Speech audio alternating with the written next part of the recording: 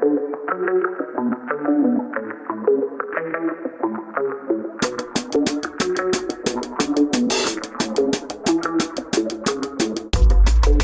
primera sería esta que estábamos hablando hoy, de cómo vieron que se llegó al escenario de balotaje en términos generales y cómo llegaron desde la Facultad Libre. Digo. Específicamente nosotros veníamos ya desde hace algunos años discutiendo un poco entre nosotros internamente y mucho tratando de articular con distintos actores y pensando la dimensión cultural de la ciudad de Rosario. Estábamos discutiendo ciertos problemas vinculados a la cristalización en el sistema político general de, por ahí, demandas populares que no estaban siendo necesariamente escuchadas. Pero claramente no veíamos, o sea, no se vio venir el macrismo. Hay mucha hoy literatura coyuntural que trata de explicar la situación actual diciendo que había en realidad demasiados indicios que hablaban de una derechización o de la emergencia de ciertas subjetividades del consumo o cosas por el estilo. Y a nosotros nos agarró de sorpresa, no tanto porque no hubiésemos visto esas dinámicas que la propia sociedad argentina estaba teniendo, o incluso la sociedad latinoamericana, sino que también respondieron a cuestiones o formas de resolver lo político de modo muy coyuntural. Nos agarró un poco de sorpresa y el balotaje no solo nos motivó o nos llevó a repensar demasiado rápidamente qué era lo que teníamos que hacer cada uno de sus lugares, sino también saber que se había roto en un momento dramático, un poco trágico incluso, los mecanismos con los que veníamos haciendo. Evidentemente, nuestra forma de interpretar no era mayoritaria. Y específicamente, ¿de qué manera afectó el balotaje, digamos, el enfrentarse al balotaje y cuál fue ese modo de activación? Para nuestra generación, que creo que eso también es algo que estamos procesando todavía. Nuestra generación siempre pensó que todo va encaminado más o menos a cierta acumulación, ¿no? Como que todo era cierto que había muchas cosas que no estaban bien, pero que lo venidero sería mejor.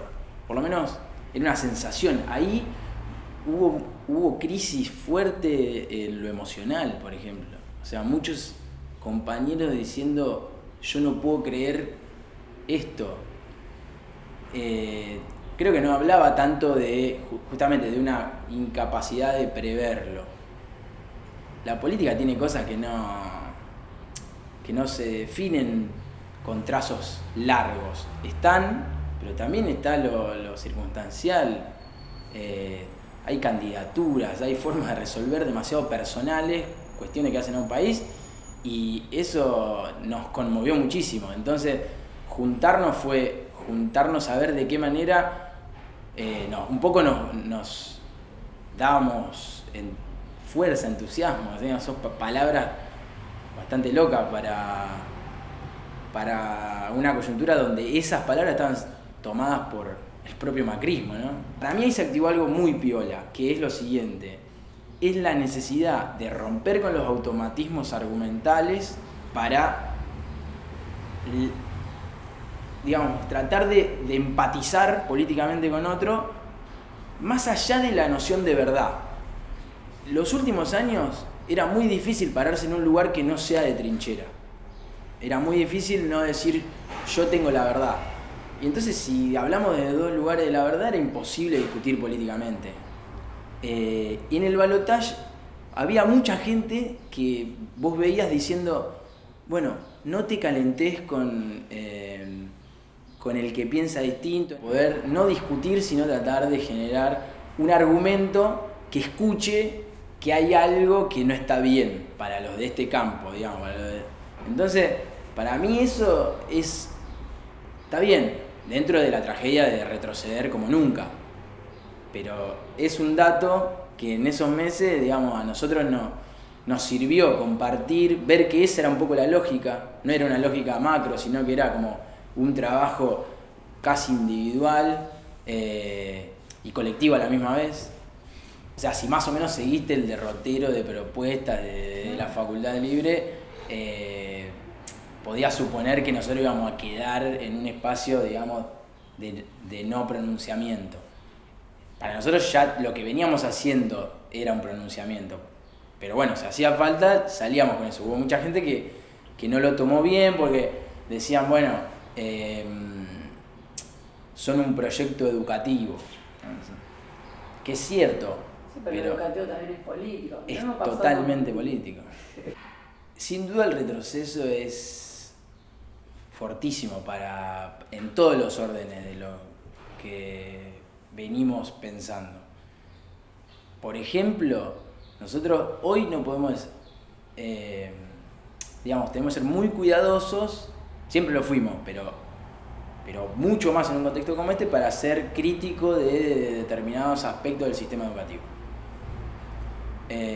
Lamentablemente, un retroceso cultural implica, y político por lo tanto, como sinónimo podríamos decir, implica que nosotros, si queremos plantear pensamiento crítico en torno a la educación, lo tenemos que hacer con mucho cuidado porque eso puede ser un argumento a favor del desmantelamiento del mismo sistema educativo que nosotros queremos acompañar a mejorar, no llevarnos lo opuesto.